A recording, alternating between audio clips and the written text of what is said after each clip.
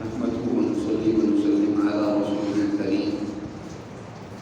أما بعد فأعوذ بالله من الشيطان الرجيم. بسم الله الرحمن الرحيم. قل سيروا في الأرض ثم انظروا كيف كان عاقبة المكذبين. قل لمن ما في السماوات والأرض قل لله كتب على نفسه الرحمة ليجمعنكم إلى يوم القيامة لا ريب فيه ولا الذين خسروا أنفسهم فهم لا يؤمنون. وله ما سكن في الليل والنهار وهو السميع العليم. قل أغير الله أتخذ وليا فاطر السماوات والأرض وهو يطعم ولا يطعم. قل إني أمرت أن أكون أول من أسلم ولا تكونن من المشركين. قل إني أخاف إن عصيت ربي عذاب يوم عظيم. من يصرف عنه يومئذ فقد رحمه وذلك الفوز المبين. صدق اللہ العظیم. گزشتہ آیات مبارکہ میں اللہ سبحانہ و تعالی نے اپنی وحدانیت، اپنی عظمت اور قرآن مقدس کی صداقت اور قوموں کے مختلف شکوک و شبہات کا تذکرہ کیا اور ان کی تسلی بخش جواب دیے. یہاں سے اللہ تعالیٰ مزید انسانوں کو سمجھانے کے لیے مختلف دلائل کے ذریعے سے ان پر حقائق کو واضح کر رہی. حضرت امام شاہ ولی اللہ رحمۃ اللہ علیہ فرماتی ہیں کہ قرآن مقدس میں 5 قسم کے مضامین کا بیان ہے، جن میں سے 3 تو تذکیرات، تذکیر بایام اللہ، یعنی اللہ نے تاریخ سے انسانوں کو سمجھانے کے لیے مثالیں دی، اور دوسری تذکیر بآلاء اللہ، کہ اللہ نے جو اپنے بندوں پر انعامات دیے ہیں صبح و شام انعامات کر رہا ہے، اور اس طرح بے شمار اس کے انعامات ہیں جن میں انسان غور و فکر کرے تو اسی حقیقت تک رسائی حاصل ہو جائے گی. قرآن نے اس کا تذکرہ کیا. اور تیسرا تذکیر بالموت و بما بعد الموت، جب انسان دنیا سے چلا جائے گا، مرنے کے بعد کی زندگی، واقعات و احوال، اس کا قرآن نے ذکر کر کے انسان کو سمجھایا. اور اس کے علاوہ 2 قسم کی جو مضامین ہیں، ان میں سے ایک تو اللہ نے جو بنیادی اور مرکزی مضمون ہے وہ اللہ نے اپنے احکامات کا ذکر کیا. وہ احکامات کچھ تو وہ ہیں جن کا تعلق کرنے کے ساتھ ہے کہ یہ کرو، اور کچھ وہ ہیں جن کا نہ کرنے کے ساتھ تعلق ہے کہ یہ نہ کرو. اور 5ویں قسم کے مضامین وہ ہیں کہ اللہ نے انعام یافتہ قوموں کا ذکر کیے ہے اور مغضوب علیہم کا ذکر کیا ہے، کہ جو قومیں دنیا میں گمراہی میں مبتلا ہوئی ہیں، ہدایت سے محروم ہوئی ہیں، جن پر اللہ کا غضب ہوا، جو ضال اور گمراہی میں مبتلا ہوئے، قرآن نے ان گروہوں فرقوں کا تذکرہ کیا. اور اسی طرح جنہوں نے ہدایت کو قبول کیا، اس پر عمل کیا اور وہ اللہ کے انعام کے مستحق ہوئے، قرآن نے ان کا تذکرہ کیا.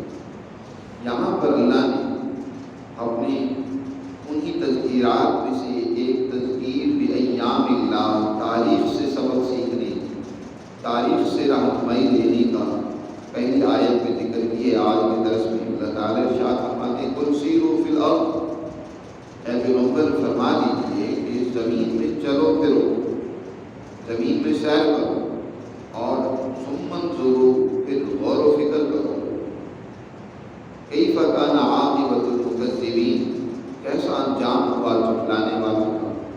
جن قوموں نے انبیاء علیہ السلام کی تعلیمات کو جھٹلایا، ان کی صداقتوں کی پیروی نہیں، خواہشات میں ڈوبے رہے، حیوان بن گئے، حیوانی تقاضوں کے پیچھے چلتے رہے، اور حقیقت کو تسلیم نہیں کیا تو ایسے لوگوں کا پھر انجام کیا ہوگا؟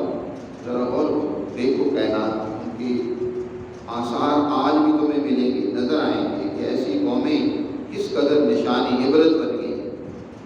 اللہ تاریخ سے انسان کو سمجھا رہا ہے، سبق دے رہا ہے، تذکیر اور رہنمائی کر رہا ہے کہ اس سے سبق سیکھو۔ دیکھو تم کوئی ان سے مختلف نہیں ہو کہ تم بھی ان کی روش پر چلتے رہو گے اور پھر بھی اللہ تمہیں معاف کر دے گا اور تم اس بدعملی کے نتائج سے دوچار نہیں ہوں گے، ایسا نہیں ہوگا۔ تمہارے لیے بھی وہی قانون ہے جو پہلوں کے لیے قانون تھا۔ پھر مزید اللہ نے اپنی نعمتیں ذکر کر کے، اپنی اس قدرت کے مظاہر کو ذکر کر کے اپنی ذات کا تعارف کروایا اور اپنی عظمت کو بیان کیا۔ فرمایا قل لمن ما فی السماوات والارض، آسمانوں میں اور زمین میں جو کچھ بھی ہے وہ سب اللہ کا ہے۔ اس کا مالک کون ہے؟ اللہ ہے۔ آسمان کی نعمتیں ہوں، زمین کی نعمتیں، یہ جو اللہ نے تمہارے لیے ہر طرف پھیلا رکھی ہیں، وہ آسمان سے تمہیں توانائیاں، روشنیاں، تمہارے لیے پانی اور نامعلوم کیا کیا نعمتیں وہ اتارتا ہے۔ اسی طرح زمین اپنی تمام وسعتوں کے ساتھ وہ تمہارے لیے نعمتیں پیدا کر رہی ہے۔ دیکھیں اس کائنات میں کوئی چیز بھی وہ دو دائروں سے باہر نہیں، یا تو کسی سپیس میں ہوگی، کسی مکان میں ہوگی، یا وہ کسی زمانے میں ہوگی۔ یہ دو ہی چیزیں، دو دائرے ہیں، ان سے کوئی بھی مخلوق، کوئی بھی چیز باہر نہیں ہو سکتی۔ تو اللہ نے سب سے پہلے سپیس کا ذکر کیا کہ چاہے آسمان، زمین، یعنی پوری کائنات میں جس قدر بھی نعمتیں ہیں، نعمتوں کا مالک کون ہے؟ ذرا غور کرو، کس نے، کس ذات نے نعمتوں کو پیدا کیا ہے، اس پہ غور کر کے بتاؤ۔ کل لمن ما فی السماوات والارض، آسمان و زمین میں سے جو کچھ بھی ہے یہ کس کا ہے؟ کون اس کا مالک ہے؟ جب غور کرو گے تو نتیجتاً تم اس یقین اور نقطے پر لازمی پہنچ جاؤ گے کہ کل للہ، اے پیغمبر کہ وہ سب اللہ ہی ہے، اللہ ہی مالک ہے، اسی نے سب کو خلق کیا ہے۔ کتب علی نفسہ الرحمہ، اس ذات نے، اس مالک نے اپنی ذات پر، انسانیت پر رحمت کرنا، فضل کرنا وہ لازم کر لیا ہے۔ وہ اس کائنات کا نظام اپنے رحمت کے ذریعے سے چلا رہا ہے۔ اللہ کی صفات رحمت کی بھی ہیں اور غضب کی بھی ہیں، لیکن اس کائنات کے نظام کے چلانے میں غلبہ رحمت کا ہے۔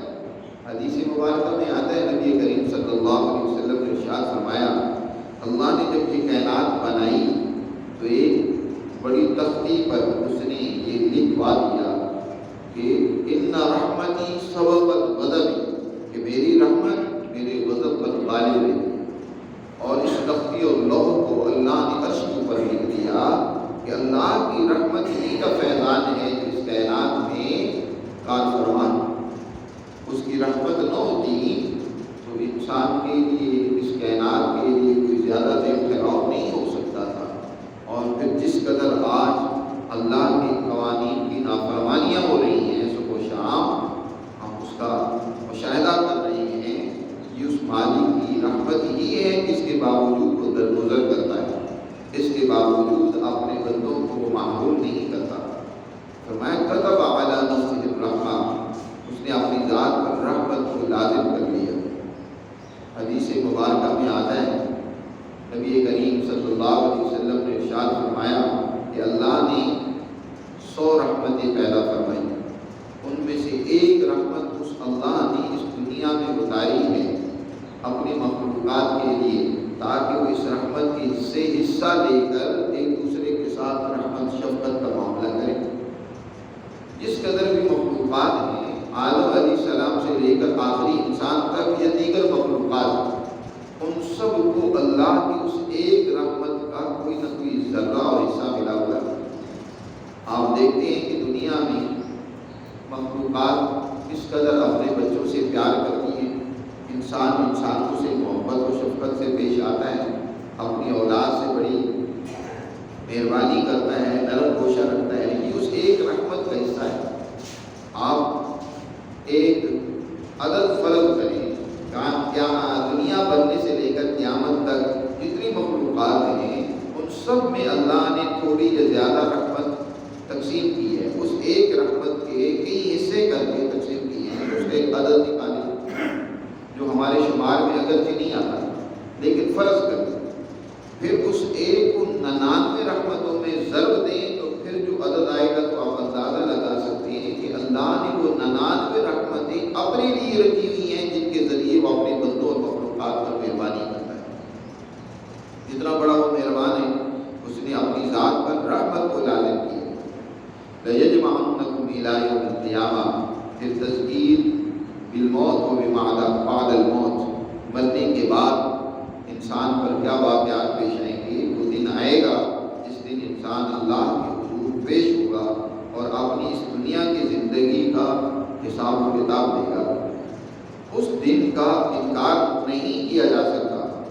لَيَجْمَعَنَّكُمْ، یقیناً وہ تم سب کو جمع کرے گا، إِلَىٰ يَوْمِ الْقِيَامَةِ، قیامت کے دن، لا ریب فیہ، اس دن کے آنے میں کوئی شک نہیں ہے، یقیناً وہ لازمی وہ دن آئے گا جس دن تمہیں اللہ نے اپنے حضور جمع کرنا ہے اور تم سے اس زندگی کے بارے میں پوچھ رہے ہیں۔ الذین خسروا انفسهم وهم لا یؤمنون، جن لوگوں نے اپنا نقصان کر لیا، یہاں خسارے میں مبتلا ہو گئے، خواہشات میں ڈوب گئے، نفس پرستی میں، خواہش پرستی میں لگے رہے، خسروا انفسهم، جنہوں نے اپنے نفسوں کا خسارہ کر لیا، نقصان کر لیا، وهم لا یؤمنون، وہ اس بات کو تسلیم نہیں کرتے، وہ نہیں مانتے کہ ایک دن اللہ نے ہمیں جمع کرنا ہے اور ہم سے حساب و کتاب ہوگا، سوال و جواب ہوگا۔ پہلے جیسے سپیس کا ذکر کیا، اب زمان کا اللہ ذکر کرتا ہے۔ اس کائنات کے اندر زمانہ کوئی حصوں میں تقسیم ہے، رات میں یا دن میں، اس سے باہر کچھ نہیں ہے، رات ہوگی یا دن ہوگا۔ تو فرمایا وَلَهُ مَا سَكَنَ فِي اللَّيْلِ وَالنَّهَارِ وَهُوَ السَّمِيعُ الْعَلِيمُ، وہی مالک اسی کا ہے جو رات میں سکون اختیار کرتی ہے چیز، اور دن میں جو کچھ پھیلا ہوا ہے، کام کاج لوگ کر رہی ہیں، یا دن میں جو کچھ موجود ہے، سب کا مالک کون ہے؟ اللہ ہے۔ آسمان و زمین میں جو کچھ موجود ہے اس کا بھی وہی مالک ہے، اور اسی طرح اس کائنات کے اندر زمانے کے اعتبار سے رات میں کوئی چیز سکون پذیر ہو، دن میں وہ کام کاج کر رہے ہوں لوگ، یا پھیلی ہوئی حرکت میں ہو یا سکون میں ہو، باہر صورت اس سب کا مالک اللہ ہی ہے۔ وَهُوَ السَّمِيعُ الْعَلِيمُ، اور وہ سب کی سننے والا اور سب کچھ جاننے والا ہے۔ اے پیغمبر، جب یہ حقائق سامنے آ گئے، اس کائنات کا مالک وہی ہے، تو پھر اس کا لازمی نتیجہ یہ نکلنا چاہیے کہ اس کے سوا انسان کسی کی بندگی نہ کرے، کسی کی حکم کی اطاعت نہ کرے، اسی کا نظام تسلیم کرے، اسی کے مطابق انسان یہ دنیا کی معمول زندگی بسر کرے۔ قُلْ أَغَيْرَ اللَّهِ أَتَّخِذُ وَلِيًّا فَاطِرِ السَّمَاوَاتِ وَالْأَرْضِ، اے پیغمبر فرما دیجیے، کیا اللہ کو چھوڑ کر جو آسمان و زمین کا فاطر اور پیدا کرنے والا ہے، میں کسی اور کو اپنا دوست، کارساز اور مددگار بنا لوں؟ ایسا ہو سکتا ہے؟ وَهُوَ يُطْعِمُ وَلَا يُطْعَمُ، مزید یہ کہ وہ اپنی مخلوقات کو رزق دیتا ہے، وہ ان میں اپنی نعمتیں تقسیم کرتا ہے، وہ سب کو کھلاتا ہے، لیکن وہ اس کا محتاج نہیں ہے، کوئی اس کو دینے والا نہیں ہے کہ کوئی اس کو کما کر دیتا ہو، اس کو کھلاتا ہو، وہ تو نہ تمہارا محتاج نہیں، کسی کا محتاج نہیں، وہ تم سب اس کے محتاج ہو۔ وہ یطعم ولا یطعم، وہ تمہیں کھلاتا ہے اور اسے کوئی نہیں کھلا سکتا۔ نبی کریم صلی اللہ علیہ وسلم ایک دفعہ قباء میں ایک انصاری صحابی کی دعوت پہ تشریف لے گئے، تو آپ صلی اللہ علیہ وسلم نے کھانا کھانے کے بعد اللہ کی تعریف کی، الحمدللہ الذی اطعمنا وسقانا، اللہ نے ہمیں کھلایا، اس پر اس کی تعریف ہے، اس نے ہمیں پلایا، اس کی اس پر تعریف ہے، اور ساتھ اس وقت یہی جملے دہرائے کہ وہ سب کو کھلاتا ہے لیکن اسے کوئی کھلانے والا نہیں رزق دیتا ہے لیکن کوئی اسے کما کر دینے والا نہیں ہے۔ نحن نرزقک، حضور نبی کریم صلی اللہ علیہ وسلم سے فرمایا اے پیغمبر ہم رزق دینے والے ہیں تمہیں، ہم تم میں اپنی نعمتیں تقسیم کرنے والے ہیں۔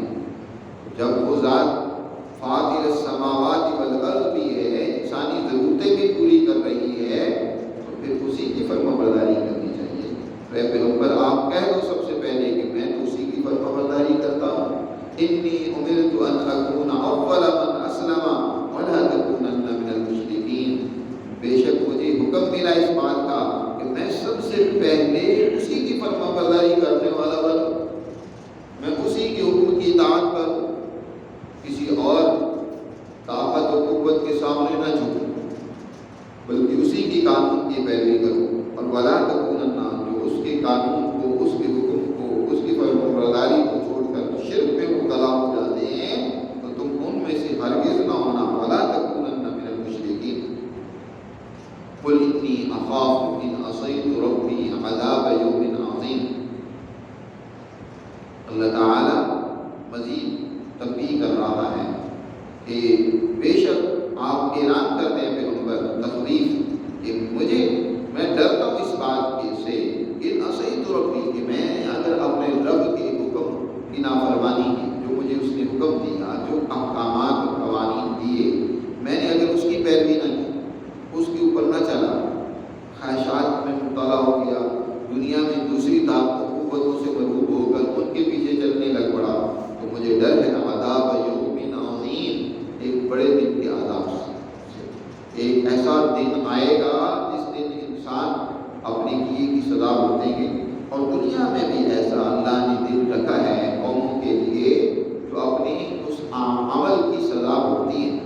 تو اس لیے میں ڈرتا ہوں اس کی نافرمانی سے کہ اگر میں نافرمانی کروں تو اس کے عذاب سے مجھے کوئی نہیں بچا سکے گا۔ میں یصرف عنہ یومئذ فقد رحمہ، اور کل قیامت کے دن جب اس کا عذاب ہوگا، اور اس دن جو اس کے عذاب سے بچ گیا، عذاب جس سے اس کا ٹل گیا، میں یصرف عنہ یومئذ فقد رحمہ، وہ وہی ہوگا جس پر اس کی مہربانی اور نوازش ہوگی، جس پر اس نے رحم کیا ہوگا، اور اس کی رحمت انہیں پر ہوگی جو اس کی فرمانبرداری کرتے ہیں، اس کی بات مانتے ہیں، اس کے حکموں پر چلتے ہیں۔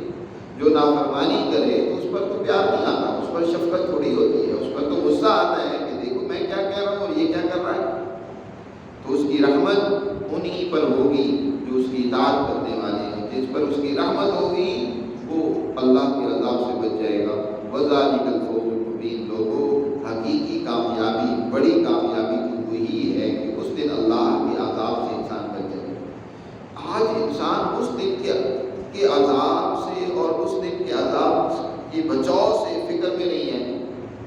دنیا کے مسائل اور مشکلات اور تکلیفیں، عیاشیاں ہیں، اور اس میں تو رات دن اس نے ایک کر رکھا ہے، اس کے لیے تو بڑا فکر مند ہے۔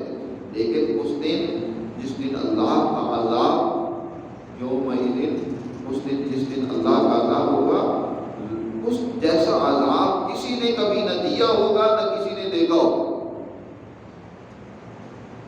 اس دن کے عذاب سے جو بچ گیا وہ حقیقتاً اللہ کی بڑی رحمت میں ہوگا، بڑی مہربانی میں ہوگا، اور یاد رکھو یہی سب سے بڑی کامیابی ہے۔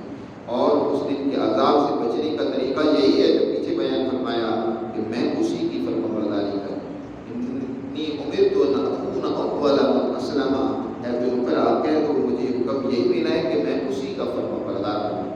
دنیا کے تمام قوانین و احکامات کے اعتبار سے، چاہے وہ سیاسی ہوں، معاشی ہوں، معاشرتی ہوں یا عبادات سے متعلق ہوں، ہر طرح کے احکامات میں میں اسی کی فرمانبرداری کروں اور اس کے ساتھ کسی اور کو شریک نہ کروں، یہی اس کا حکم ہے۔